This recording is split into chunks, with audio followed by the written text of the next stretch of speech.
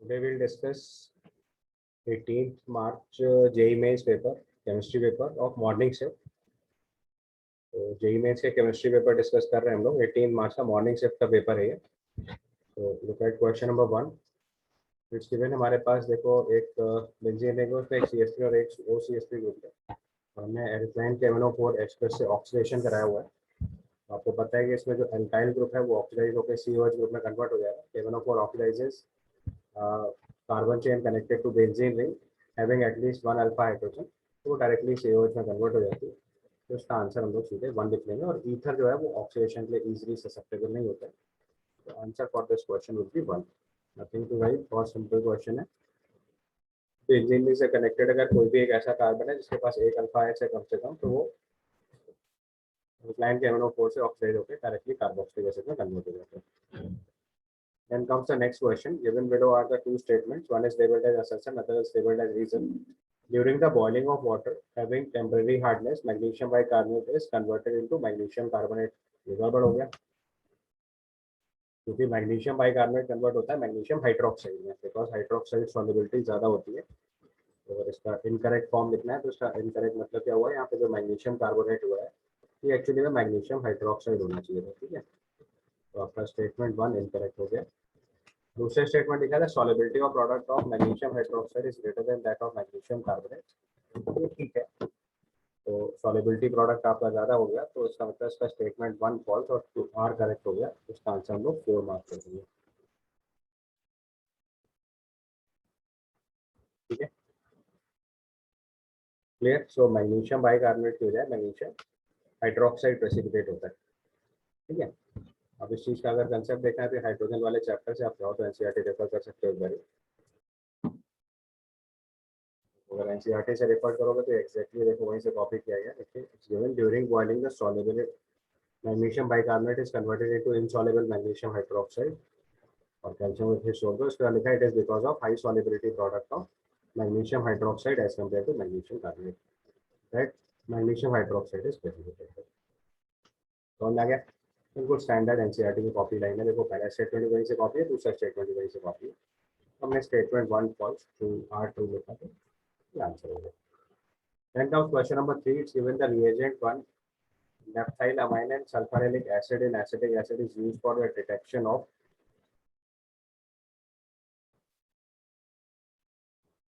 Basically हम लोग nitrite ion के टेस्ट कैसे यूज करते हैं. The reagent 1, naphthylamine and sulfuryllic acid in acetic acid is used for the detection of. So it is for the detection of nitrite ion. Okay, ये भी सीधा factual सवाल है. It is for the detection of nitrite ion. Because N2 और NO जो है वो ionic form में होते ही नहीं है, तो उनको डिटेक्ट कर ही नहीं सकते. दोनों न्यूट्रल ऑक्साइड्स हैं. और नाइट्राइट आयन को हम लोग टेस्ट करते हैं ब्राउन रिंग टेस्ट से. नाइट्राइट आयन के टेस्ट में 1 नेफ्थाइलामाइन और सल्फरलिक एसिड यूज करते हैं. ठीक है, क्लियर. जैसे पूरा देखो, नाइट्राइट आयन का अगर टेस्ट लिखना है तो सबसे पहले सल्फरलिक एसिड लिख लो. दिस इज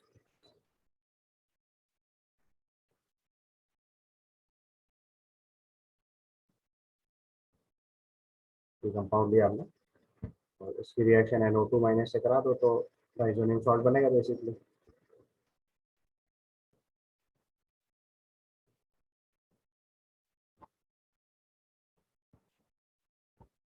फिर इसकी रिएक्शन 1 नेफ्थाइल माइनस से करा दो, ये सीधे सीधे एजो कपलिंग जैसी रिएक्शन हो जाएगी और डाई फॉर्मेशन हो जाएगी.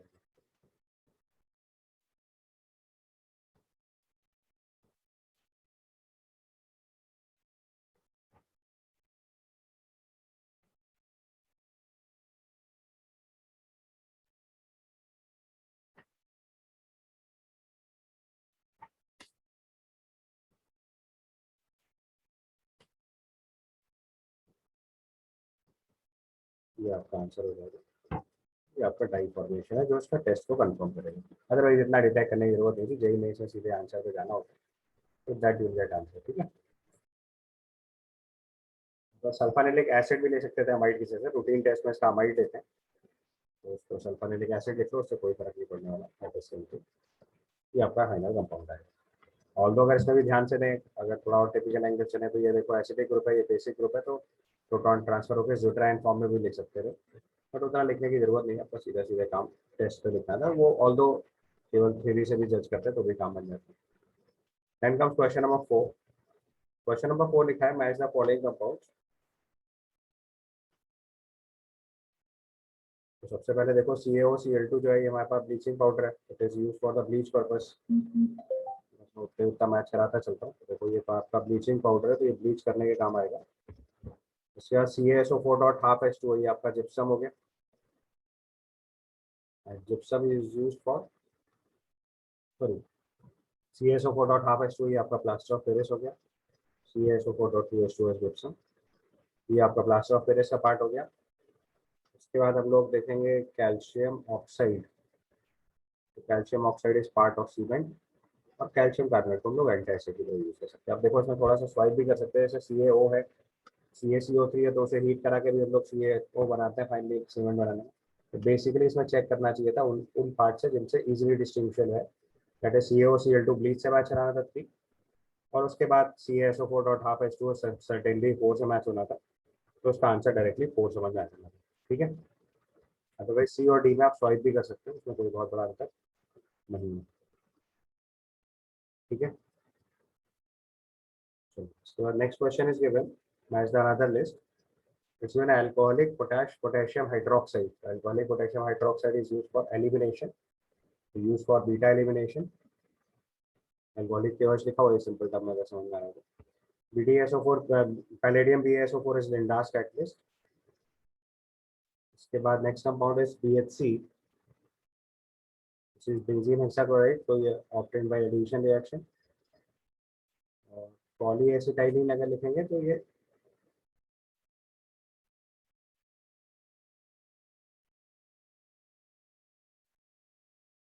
नेक्स्ट वाले से मैच करा दो सीधे, the टोच of the batteries.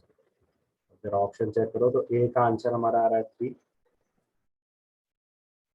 B का आंसर आ रहा है हमारा 4, तो उसके बेसिस पे आप डायरेक्टली बता दोगे आंसर 1 लिखना है।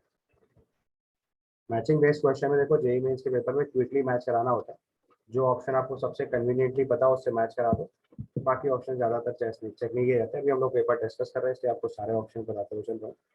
पॉलीएसिटाइलिन से इलेक्ट्रोड बनाते हैं बैटरी के, BHC बेंजीन हेक्साक्लोराइड जो है वो एडिशन रिएक्शन से बनता है, तो रिएक्शन एक बार देख लीजिएगा। Then comes question number 6. It's given the correct structure of trans nickel Br PPsP whole thrice in meridional CONH3 whole thrice NO2 whole thrice।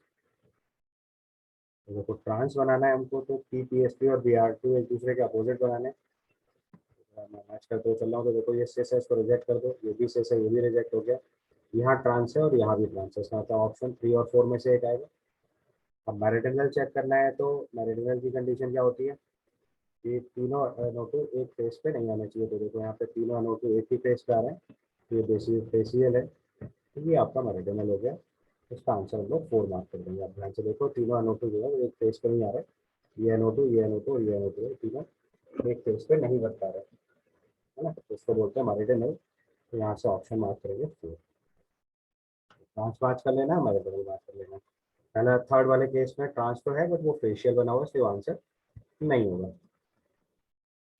Then comes question number 7. The chemical test to add is added to reduce the melting point of the reaction mixture during the extraction of alumina.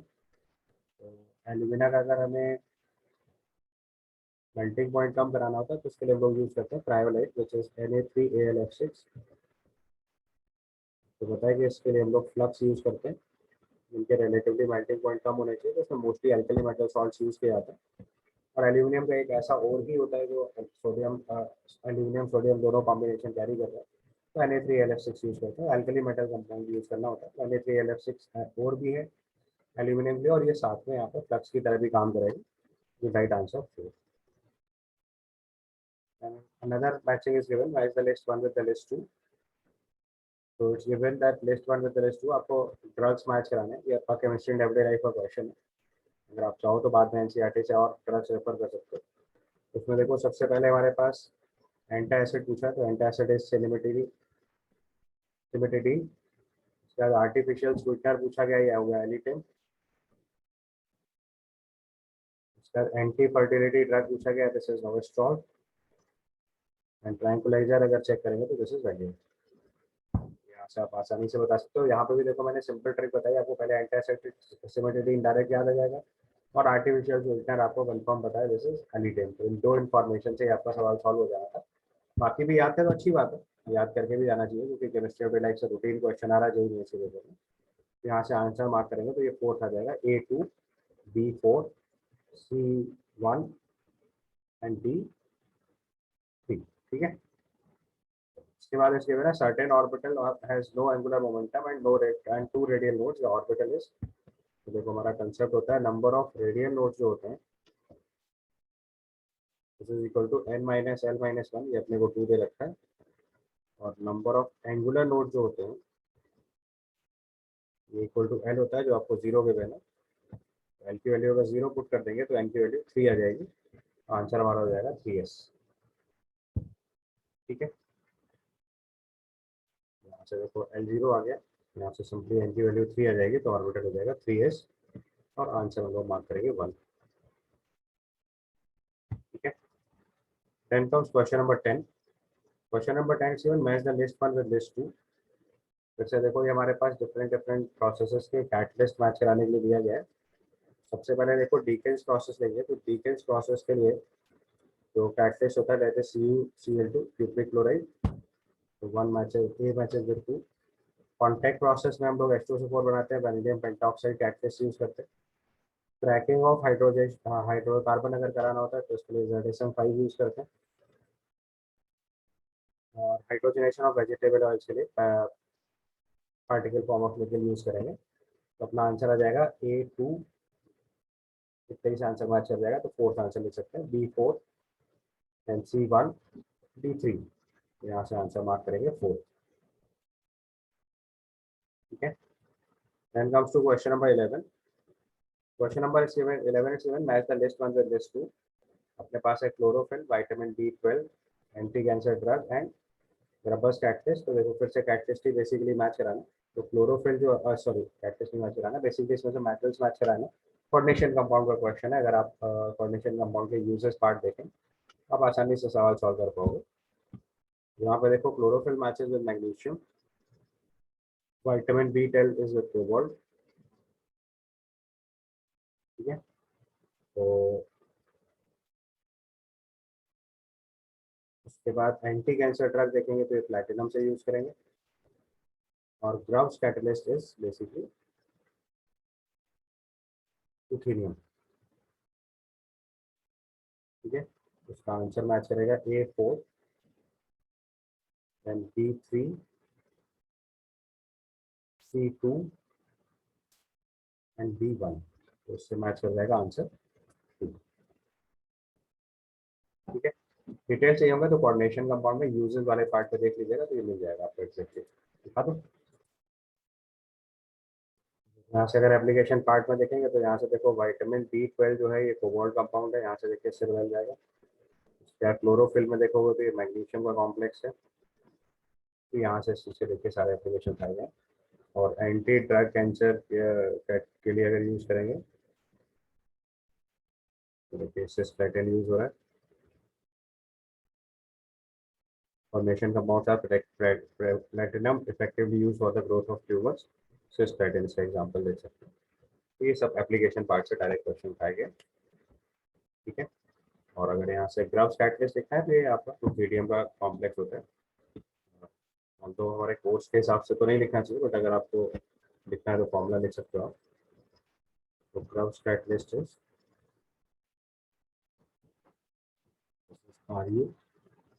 RuCl2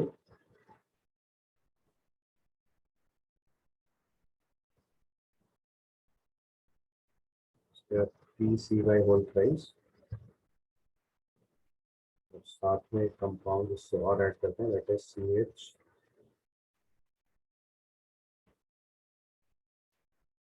करके लिख देता हूँ, ये double bond के साथ ही pH आता है। उसे रेफर एज ग्राफ्स कैटलिस्ट। हम तो इतना डिटेल जानने की जरूरत नहीं थी, केवल रूटीडियम था। और अदरवाइज मैचिंग के एंगल से देखेंगे तो आपने A4 B3 और C2 मैच करा दिया तो D1 अपने आप मैच कर जाना है। आप केवल पहले 2 या 3 मैच करा लेते तो भी काम बनना था। एप्लीकेशन पार्ट से डायरेक्ट सवाल है एनसीईआरटी से। Then comes question number 12। Methane leads to the both global warming and photochemical smog. तो आपको ट्रू स्टेटमेंट फाइंड आउट करना है उसमें से, ठीक है। तो methane leads to both global warming and photochemical smog, ठीक हो गया ये बात। क्या लिखा है, methane is generated from paddy fields, ये भी ठीक है। Methane is stronger global warming gas than CO2, ये भी ठीक है। लास्ट में लिखा है methane is a part of reducing smog, ये गड़बड़ हो गया। रिड्यूसिंग स्मॉग में SO2 गैस इन्वॉल्व होती है। हाइड्रोकार्बन जो है वो बेसिकली ऑक्सीडाइजिंग स्मॉग के लिए रिस्पॉन्सिबल होते हैं। तो रिड्यूसिंग स्मॉग के लिए मीथेन की बजाय SO2 होना चाहिए था। तो स्टेटमेंट डी इनकरेक्ट हो गया। यहाँ से एनवायरमेंटल केमिस्ट्री के स्टैंडर्ड क्वेश्चन है, आप यहाँ से आंसर 3 बता सकते हैं, ABC करें, ठीक है। मीथेन जो है ग्लोबल वार्मिंग और फोटोकेमिकल स्मॉग दोनों के लिए रिस्पॉन्सिबल है। मीथेन जो है, मीथेन इज बेसिकली हाइड्रोकार्बन, तो फोटोकेमिकल स्मॉग में हाइड्रोकार्बन रिस्पॉन्सिबल होते हैं। पैडी फील्ड से आपका मीथेन जनरेट होती है, और ग्लोबल वार्मिंग के लिए CO2 से ज़्यादा हार्मफुल गैस है क्योंकि ज़्यादा हीट प्राप्त करती है, ठीक है। एनवायरमेंटल केमिस्ट्री में आप चाहो तो सारा चीज़ें रेफरेंस मिल जाएगा। Then comes question number 13. Given non-reducing sugar A hydrolyzes to give two reducing monosaccharides. The sugar is, ये सीधा सवाल हो गया, आपको पता है सुक्रोज नॉन रिड्यूसिंग होता है और उसकी हाइड्रोलाइसिस से ग्लूकोज एंड फ्रक्टोज बनता है, और दोनों ही रिड्यूसिंग शुगर है। बेसिकली सुक्रोज से ग्लूकोज प्लस फ्रक्टोज बनना, ये आपका नॉन रिड्यूसिंग शुगर है, ये दोनों रिड्यूसिंग शुगर है, ठीक है। यहाँ से हमें आंसर लिखना था सुक्रोज, क्योंकि ग्लूकोज जो है वो मोनोसेक्राइड है तो उसकी हाइड्रोलाइसिस होगी नहीं। गैलेक्टोज जो है वो भी मोनोसेक्राइड है, और फ्रक्टोज भी मोनोसेक्राइड है। बहुत आसानी से आप प्रिडिक्ट कर सकते थे क्योंकि हाइड्रोलाइसिस से पूछा गया, तो हाइड्रोलाइसिस जो है डाइसेक्राइड के केस में पॉसिबल होगा, तो आंसर 4 इस एंगल से भी लिख सकते हैं। Then comes question number 40. It's given compound with the molecular formula C3H6O can show इसकी different type of isomerism check करनी। तो अगर हम देखो C3H6O लिखेंगे, उसका एक पॉसिबल फॉर्मूला तो CH3CH2 लिख सकते हैं। दूसरा फॉर्मूला CH3CO CH3 लिख सकते हैं।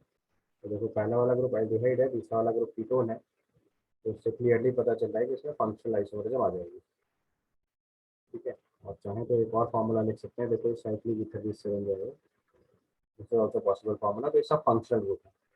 इनमें से देखो कहीं पे भी पोजीशन क्रिएट नहीं कर सकते, positional isomerism not possible. Metabolism is also not possible क्योंकि दो ही ग्रुप आ गए, and both positional and isomerism and metabolism that is also not possible, क्योंकि CO ग्रुप के अराउंड एक एक कार्बन ही है, तो उसको स्वाइप करा के मेटाबॉलिज्म क्रिएट नहीं कर सकते। तो यहाँ पे जो पॉसिबल आइसोमरिज्म है दैट इज फंक्शनल आइसोमरिज्म, ये राइट आंसर पर। फंक्शनल ग्रुप देख सकते हो, पहला वाला एल्डिहाइड है, दूसरा वाला कीटोन है, तीसरा वाला साइक्लिक ईथर है। Very good.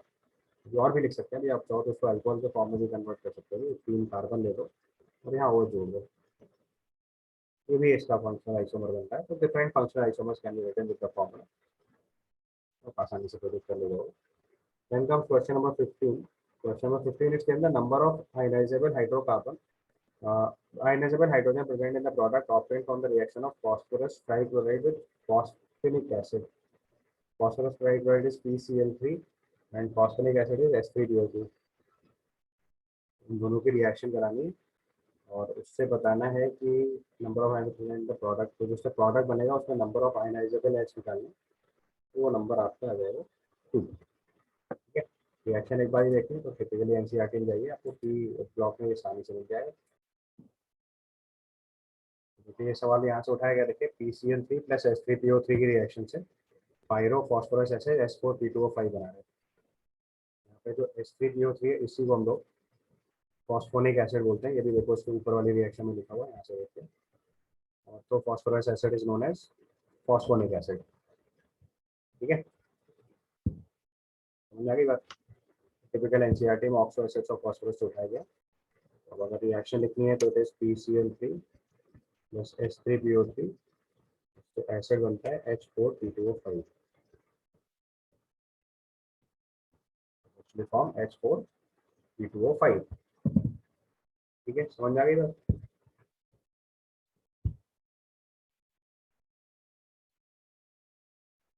H4P2O5 का स्ट्रक्चर बना लो आप, तो उसकी बेसिसिटी बन जाएगी। तो इट फॉर्म्स H4P2O5।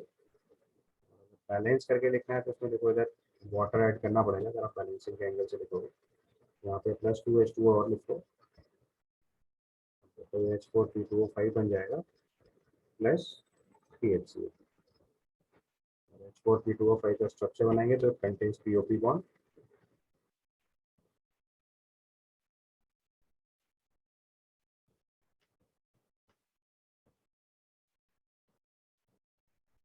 ये हो गया आपका H4P2O5।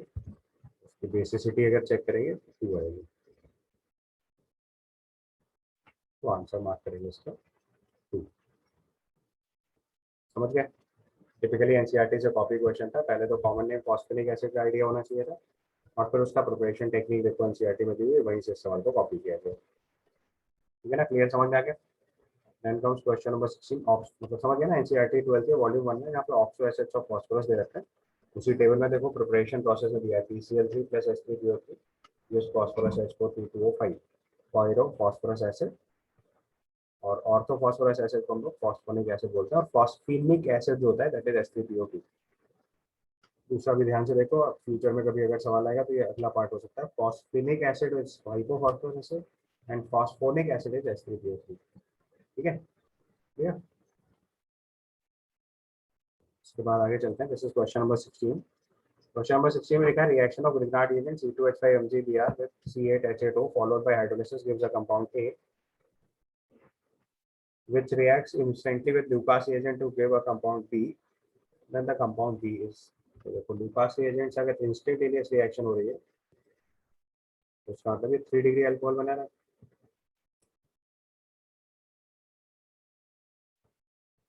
अगर हमारे पास ऑलरेडी C8H8O कंपाउंड है, इस पे Grignard reagent की रिएक्शन हो रही है और 3 डिग्री अल्कोहल बन रहा है, इसका मतलब ऑलरेडी ये कंपाउंड कीटोनिक फॉर्म में होना चाहिए था।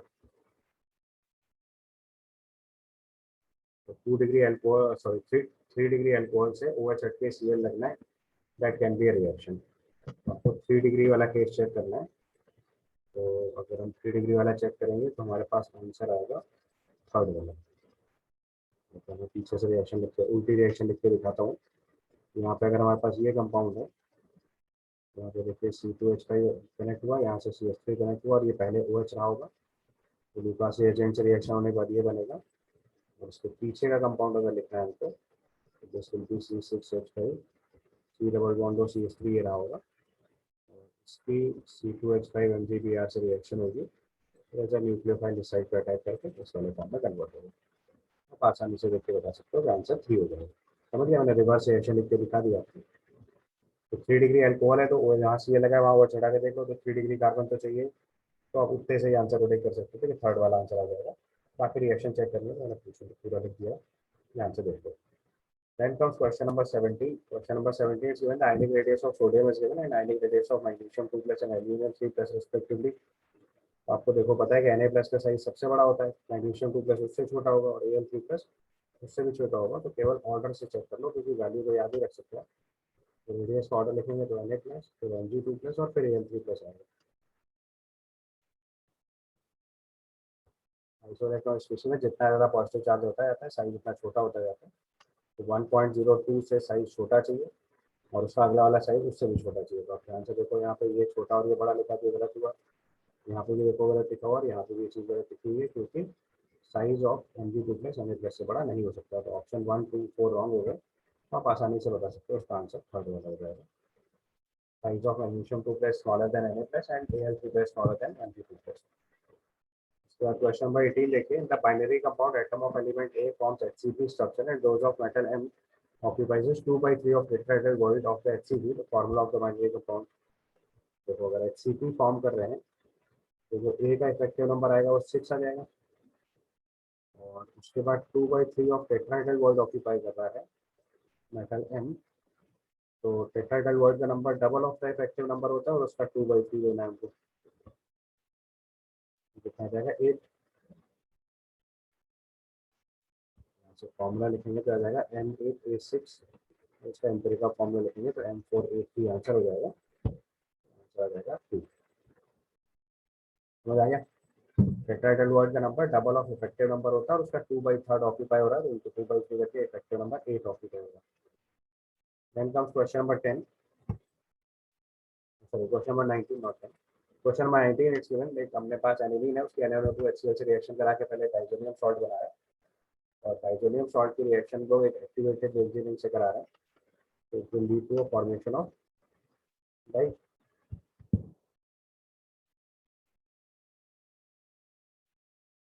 ठीक है, लिखिए डाई फॉर्मेशन होगा, मतलब स्टेप लिखना होगा, मैं लिखे देता हूँ।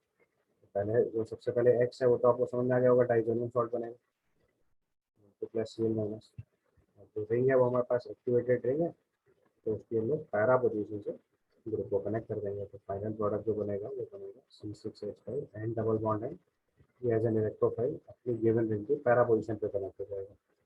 ये एक एक्टिवेटेड बेंजीन देंगे तो इलेक्ट्रोफिलिक एरोमेटिक सब्स्टिट्यूशन आसानी से पॉसिबल होगा। ऑप्शन के टर्म में मार्क करेंगे, तुम्हारा आंसर मार्क कर देंगे फोर्थ आंसर। देखो फोर्थ वाले आंसर में एजो कपलिंग दिख रही होगी आपको यहाँ पे, तो इस ग्रुप के देखो पैरा पोजीशन पे कनेक्ट हो रहा है, तो एकदम परफेक्ट आंसर बन रहा है, तो दिस इज फोर्थ वन।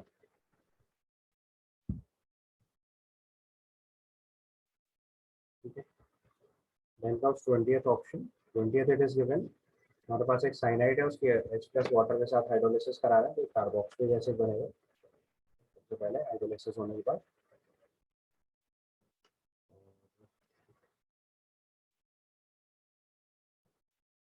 तो इसमें ध्यान से देखो, उसने 2 स्टेप में हाइड्रोलिसिस कराई, अगर एक ही स्टेप लिखते तो यहाँ से देखो एक बार और हाइड्रोलिसिस कराई, उसका आंसर उसके पिछले इफेक्ट पे अमाइड लिख लो, क्योंकि अमाइड की फर्दर हाइड्रोलिसिस से कार्बोक्सिलिक एसिड बने, यहाँ से आंसर हम लोग 2 मार्क कर देंगे।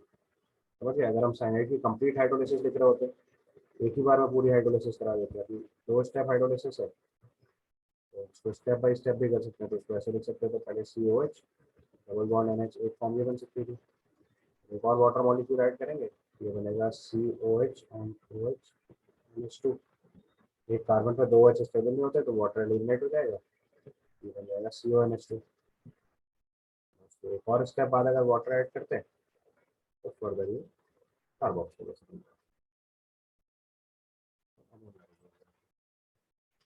ठीक है, तो स्टेप बाय स्टेप प्रोसेस अगर चलेंगे हम लोग, तो C double bond OH NH बनना चाहिए था, तो फोर्थ भी नहीं मैच कर रहा, 3 और 1 तो हो नहीं सकते, तो उसका आंसर 2 मार्क कर देंगे।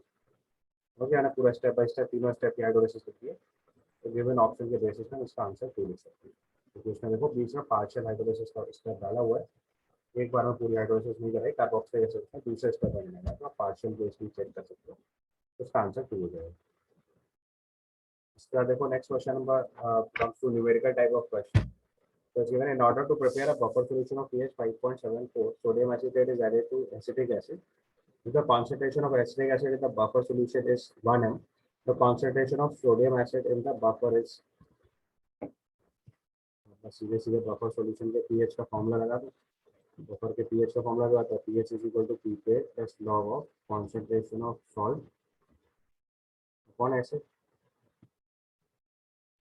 तो कॉन्जुगेट बेस बाय एसिड लिख सकते हैं, इससे कोई अंतर नहीं होगा। तो concentration of CH3CO minus upon concentration of CH3COH, pH दे रखा है 5.74, पीके दे रखा है 4.74, just log of concentration of acetic acid in the buffer is 1 m, concentration of sodium acid लिखना है, तो concentration of CH2CO minus upon 1 लिखेंगे, तो सिंप्लीफाई करोगे तो लेफ्ट साइड में log 1 बन जाएगा, log तो 1 बन जाएगा, तो 1 is equal to log of concentration of acetate ion, तो सिंप्लीफाई करेंगे तो concentration of acetate ion कितना हो जाएगा 10, log 10 1 होता है, नियरेस्ट इंटीजर में आंसर लिखना, तो अब एग्जैक्ट इंटीजर आ रहा है, तो आंसर हमारा हो जाएगा 10। And comes question number 2. Complete combustion of 3 gram of ethane gives X into 10 to the power 22 molecules of water. The value of X is, तो उसकी रिएक्शन लिखनी पड़ेगी हमें, पहले इथेन का कंबशन करा है, इथेन की रिएक्शन कराएंगे तो C2H6 plus O2 gives 2CO2 3 water, आ जाएगा 7/2। ये इक्वेशन हो गई। यहाँ पे 3 ग्राम इथेन दे रखा है तो मोल्स का टर्म हो गया 3 डिवाइडेड बाय 30 यानी कि 0.1 मोल। और 0.1 मोल से अगर वाटर के मोल्स देखेंगे तो 0.3 मोल आ जाएगा। और 0.3 मोल अगर वाटर आएगा तो नंबर ऑफ मॉलिक्यूल्स अगर लिखेंगे तो एन से मल्टीप्लाई कर देंगे। नंबर ऑफ मॉलिक्यूल्स होती है 6.02 इंटू 10⁻23 इंटू 0.3। तो सिंप्लीफाई कर लीजिएगा। तो अगर हम लोग सिंप्लीफाई करेंगे तो 18 पॉइंट समथिंग आएगा। 18 इंटू 10⁻22 नियरेस्ट इंटीजर में आंसर लिखना तो right 18। Then comes question number 3. Cn2NO plus Cl2 gives 2NOCl. The reaction was studied at -10 degree Celsius. The following data is obtained. The reaction was सबसे पहले आपको initial concentration दे रखे हैं। Overall order of the reaction क्या करना है तो उसमें पहले आपको देखो 2 कॉमन डेटा पकड़ने होते हैं।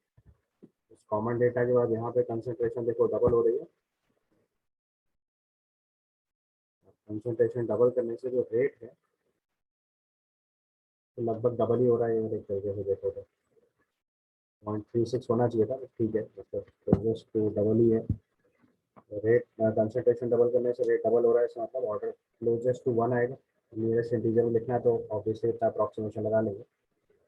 तो फिर दूसरे वाले केस में देखेंगे तो अगर हमने कॉन्सेंट्रेशन ऑफ Cl2 को कॉमन किया तो कॉन्सेंट्रेशन ऑफ A डबल होने से रेट जो है वो देखते 4 टाइम्स होगा। ठीक है, तो इसका मतलब order with respect to NO जो है वो टू हो गया। यहाँ से अगर हम ऑर्डर लिखेंगे, order with respect to NO अगर लिखेंगे तो 2 आएगा।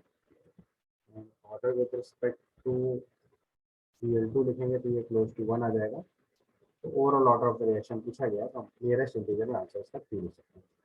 तो इसमें थोड़ा सा चेंज है क्योंकि 0.18 से 0.36 होता है तो ये एग्जैक्ट मैच कर जाता है। तो नियरेस्ट इंटीजर में लिखना है तो 3 ही लिखेंगे क्योंकि ऑर्डर क्लोजेस्ट टू 3 ही आएगा। Then comes question number 4। Question number 4 में गिवन है 2 molar solution of a weak acid HA has a freezing point of 3.88 degree Celsius. The degree of dissociation of acid निकालना है। देखो जो डिप्रेशन फ्रीजिंग पॉइंट होता है डेल्टा टी एफ, ये आई times के एफ इंटू एम होता है।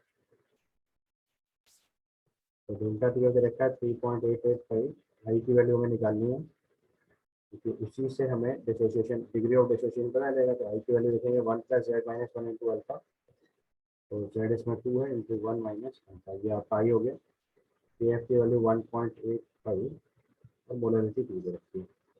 यहाँ से सिंप्लीफाई करके आपको अल्फा निकालना है। यहाँ से अल्फा की वैल्यू आ जाएगी 3.882 डिवाइडेड बाय 1.85 इंटू 2 माइनस 1।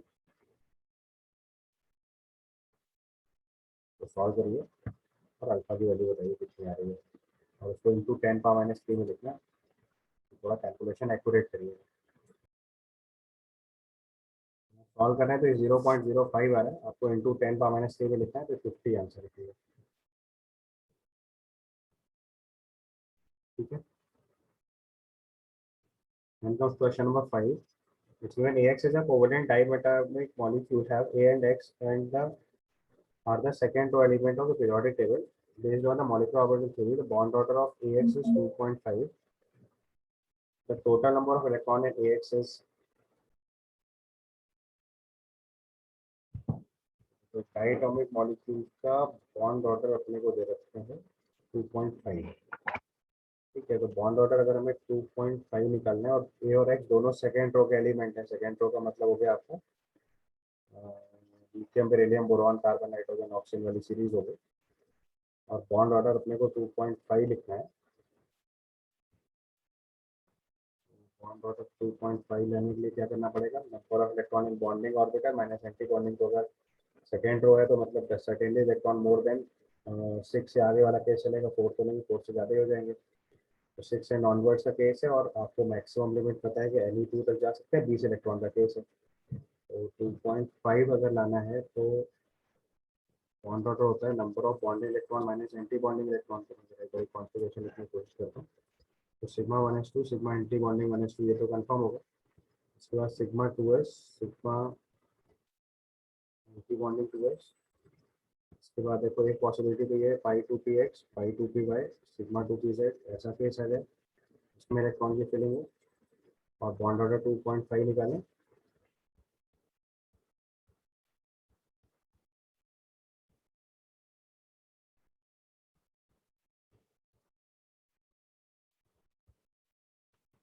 ठीक है, तो अगर हम इसमें इलेक्ट्रॉन की फिलिंग करें बॉन्ड ऑर्डर 2.5 लाने के लिए, तो देखो इसमें तो इलेक्ट्रॉन फिल करने से कोई फर्क ही नहीं पड़ेगा, तो नेट बॉन्ड ऑर्डर 0 ही बन जाएगा। आगे वाले इलेक्ट्रॉन चेक कर लो।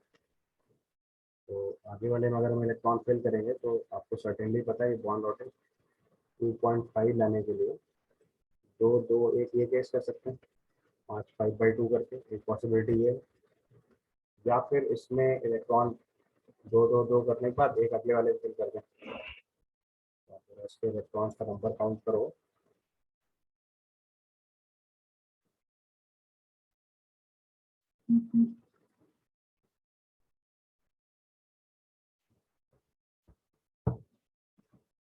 पॉसिबल कॉन्फ़िगरेशन लिख के दिखा रहा हूँ मैं आपको, लेकिन इसमें न्यूट्रल एलिमेंट लिखना है, बस ये ध्यान रखना।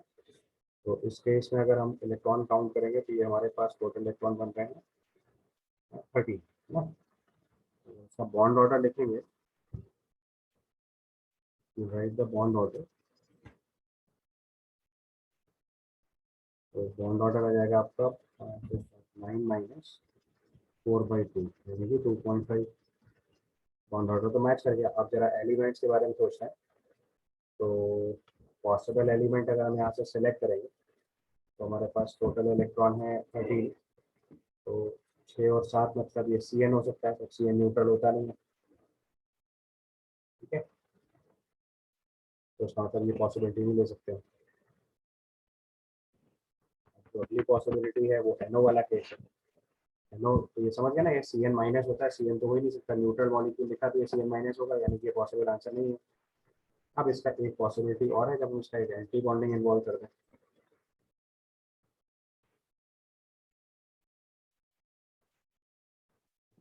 दूसरी पॉसिबिलिटी लिखो, उससे भी बॉन्ड ऑर्डर 2.5 बन जाएगा। तो कॉन्फ़िगरेशन बदल के लिखना पड़ेगा। तो आपके पास जो कॉन्फ़िगरेशन आएगा तो sigma 1s2 sigma anti bonding 1s2 sigma 2s2 sigma anti bonding 2s2 sigma 2pz2 पाई 2px2 पाई 2py2 पाई एंटी बॉन्डिंग 2px बॉन्डिंग देंगे, तो भी बॉन्ड ऑर्डर 2.5 हो जाएगा। तो इससे हम लोग एनओ लिख सकते हैं। एनओ लिख सकते हैं तो ये न्यूट्रल एटम पॉसिबल है। तो नंबर ऑफ इलेक्ट्रॉन होंगे हम लोग 15 लिखेंगे, ना कि 30। ध्यान रखना, अगर हम कोवलेंट डायटोमिक मॉलिक्यूल की जगह आयन लिखा होता है तो ये काम 13 से भी चल जाता है। ठीक है, then comes total number of unpaired electrons present in the complex K3Cr oxidate whole thrice।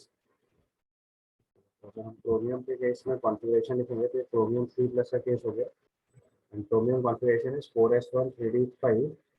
तो ये कॉन्फ़िगरेशन हो जाएगा 3d3।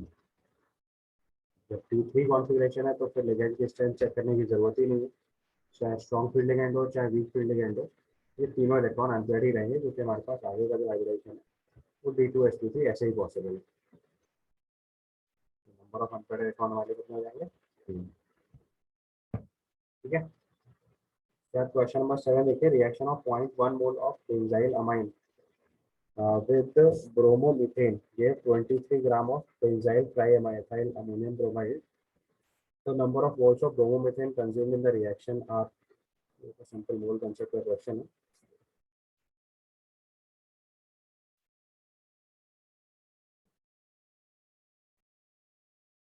तो benzyl amine with bromomethane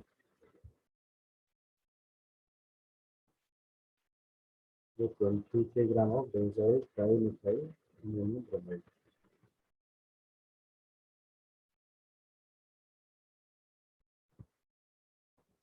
reaction लिखिए पहले बैलेंस करके। तो इक्वेशन बैलेंस करके लिखेंगे तो बेंजाइल अमाइन की रिएक्शन 3 मोल CH3Br से होने के बाद आपका जो कंपाउंड बनेगा that is benzyl trimethyl ammonium bromide, और 2 मोल HBr बन जाएगा। ठीक है, तो उसमें बोला हुआ है कि 0.1 मोल ऑफ बेंजाइल अमाइन से रिएक्शन करा है with bromomethane to get 23 gram of benzyl trimethyl ammonium chloride. इसका हमारे पास 23 ग्राम बन रहा है। उसका मॉलिक्यूलर मास निकाला किसी ने? Molecular mass of benzyl trimethyl ammonium bromide is,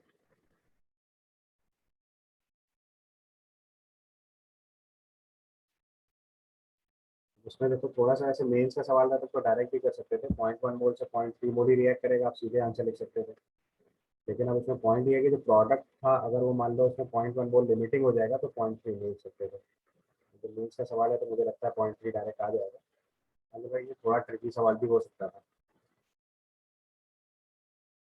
molar mass इसका 230 आएगा तो ये भी 0.1 मोल हो गया। तो अब आप आसानी से बता सकते हो इसके 0.1 मोल से इसका 0.1 मोल बन रहा है, तो इसका सर्टेनली 0.3 मोल होगा, क्योंकि दोनों रिएक्टेंट पूरे पूरे कंज्यूम हो रहे होंगे। आंसर में n इंटू 10⁻⁻1 दे रखा है, तो नियरेस्ट इंटीजर में आंसर 3 लिखा है। ध्यान रखना था कि अगर जो प्रोडक्ट था वो 0.1 मोल से कम बन रहा होता तो उसका मतलब CH3Br जो है वो लिमिटिंग हो जाता, तो फिर 0.1 मोल से 0.3 मोल डायरेक्ट नहीं लिखते, फिर प्रोडक्ट के अमाउंट से रिएक्टेंट का अमाउंट प्रेडिक्ट करते हैं। तो मेंस का सवाल था तो ट्रिक होने के चांस थोड़े कम ही थे, लेकिन फिर भी सवाल थोड़ा सही से चेक करना चाहिए था। मोल जरूर निकाल के देखने चाहिए थे प्रोडक्ट के। अगर आपने 0.1 से 0.3 मोल लिख दिया तो ठीक है, कोइंसिडेंटली सही हो गया। और तो मेंस में इतना रिस्क लिया जा सकता है क्योंकि सवाल नॉर्मली इतने ट्रिकी नहीं आते। अगले केस में लिखा है for the reaction 2Fe3 plus plus 2I minus gives Fe2 plus plus I2, magnitude of standard molar free energy changes. तो आपको पता है डेल्टा जी रिएक्शन क्या होता है, delta G product minus delta G reactant लिखते हैं हम लोग बेसिकली। तो इस रिएक्शन में अगर डेल्टा जी निकालना है हमको, तो delta G of product minus reactant लिखेंगे।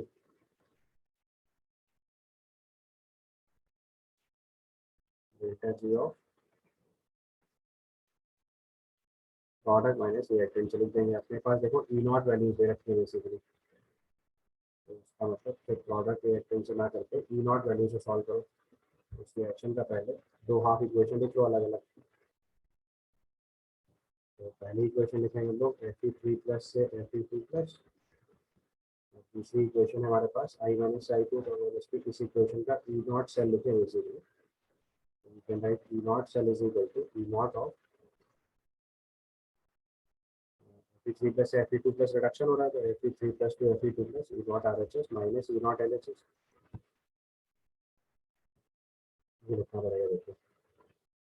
ठीक है, तो इसमें परेशानी है कि E naught of Fe3 plus to Fe2 plus नहीं दिया हुआ है, इसको जरा अलग से निकालना पड़ेगा। तो देखो Fe3 plus से Fe2 plus प्लस इलेक्ट्रॉन एक रिएक्शन ये है, दूसरी रिएक्शन में Fe3 plus से Fe plus 3 इलेक्ट्रॉन है, और Fe3 plus से Fe बनाएंगे प्लस 2 इलेक्ट्रॉन।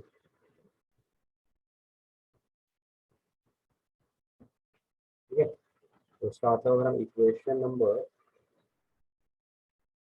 1 और 3 को ऐड करने तो 2 बन जाएगी। ठीक है, तो आपको पता है इस तरह के क्वेश्चन को सॉल्व करने के लिए डेल्टा जी के फॉर्म में लिखते हैं। इसमें डेल्टा जी1 लिखेंगे तो ये minus NF not minus FE1 आ जाएगा। इसका डेल्टा जी2 नॉट लिखेंगे तो माइनस 3FE2 आ जाएगा, और इसका डेल्टा जी3 नॉट लिखेंगे तो माइनस 2FE3 आ जाएगा। अब आपको पता है इक्वेशन नंबर 1 और 3 ऐड करने से 2 बनेगी। तो रिलेशनशिप बनेगा E1 plus 2E3 is equal to 3E2, right. और हमें इससे E1 निकालना है, तो E1 की वैल्यू आ जाएगी 3E2 माइनस 2E3। इस वैल्यू को अगर हमें निकालना है E nought of Fe3 plus 2 Fe2 plus, value आ जाएगी 3 times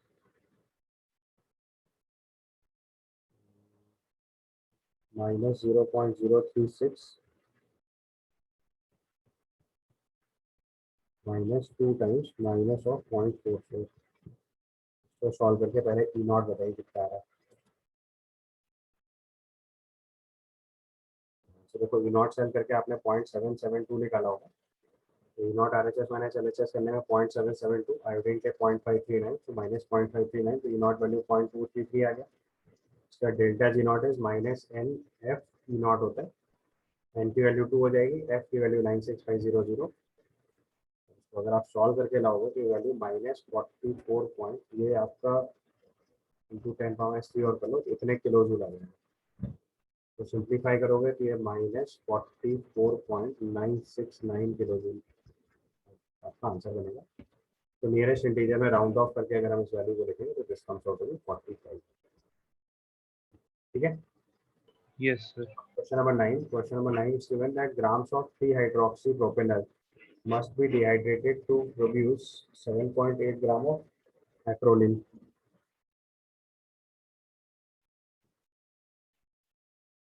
If the percentage yield is 64, rounded off to the nearest integer, आपको amount of 3-hydroxypropanol से acrolein बनाना है। पहले मेरा स्ट्रक्चर लिख देता हूँ। 3-hydroxypropanol,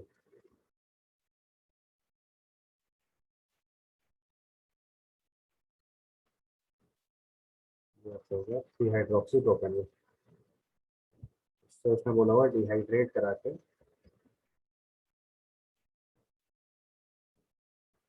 एक्रोलिन बनाना है। ये इक्वेशन होगी। देखिए इसका x ग्राम दिया हुआ है तो मोल्स हो गए x/74। तो जो एक्रोलिन बननी चाहिए थी वो आपको दे रखी है 7.8 ग्राम। मोलिकुलर मास ऑफ एक्रोलिन दे रखा है 56, ये इसके मोल हो गए। तो आइडियली एक मोल से एक मोल बनना चाहिए था। परसेंटेज यील्ड लिखेंगे, जो एक्चुअल अमाउंट बना है वो 7.8/56 बना है। तो मैक्सिमम बनना चाहिए था वो x/74 बनना चाहिए था, 200। ये आपकी परसेंटेज यील्ड आ जाएगी, जो आपको दे रखी है 64। तो यहाँ से सॉल्व करके x निकालनी है। परसेंटेज यील्ड आपको 64 दे रखी है, तो यहाँ से सॉल्व करके x निकालिए। तो होगा 7.8 इंटू 74 इंटू 100/56 इंटू 64। तो सॉल्व करके x की वैल्यू हो जाएगी ग्राम में कितनी आएगी नियरेस्ट इंटीजर। सॉल्व करोगे तो x की वैल्यू 16.1 आ रही होगी मेरे हिसाब से। नियरेस्ट इंटीजर में लिखना है तो right answer 16। Then question number 10, it's given for the reaction C2H6 with C2H4 plus H2. The reaction enthalpy rounded off to the nearest integer बताना है। Bond enthalpies are given to you। इस तरीके सवाल को सॉल्व करने का तरीका मैंने बताया था कि दो कॉलम बना लो, एक तरफ एब्जॉर्ब एनर्जी निकालो, एक तरफ रिलीज एनर्जी लिखो। सबसे पहले C2H6 का अगर बॉन्ड ब्रेक करेंगे तो CC बॉन्ड की एनर्जी प्रोवाइड करेंगे और CH बॉन्ड की एनर्जी 6 प्रोवाइड करेंगे। दूसरी साइड में बॉन्ड फॉर्म होगा तो C डबल बॉन्ड C की एनर्जी रिलीज होगी, CH बॉन्ड की एनर्जी 4 टाइम्स रिलीज होगी और HS बॉन्ड की एनर्जी रिलीज होगी। इस डाउट को ठीक है। अब इसका कंसेप्ट बताया तो जो ज़्यादा है उसमें से कम वाले को सब्ट्रैक्ट करके आंसर निकाल लो। एब्जॉर्ब माइनस रिलीज करके प्लस साइन लगा दो या रिलीज माइनस एब्जॉर्ब करके माइनस साइन लगा लो। ये वैल्यू आपको सॉल्व करके निकालनी है। ठीक है।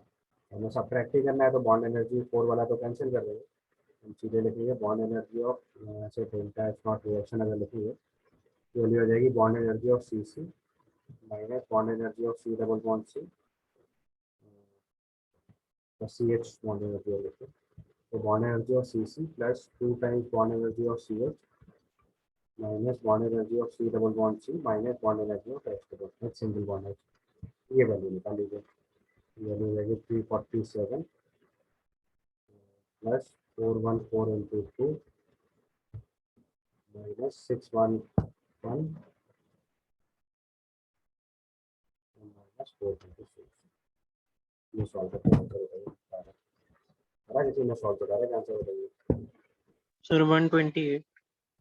128 सॉल्व हो क्या जाएगा, हम अपना आंसर मार्क करेंगे 128। ठीक है। तो दिस कंप्लीट्स योर पेपर।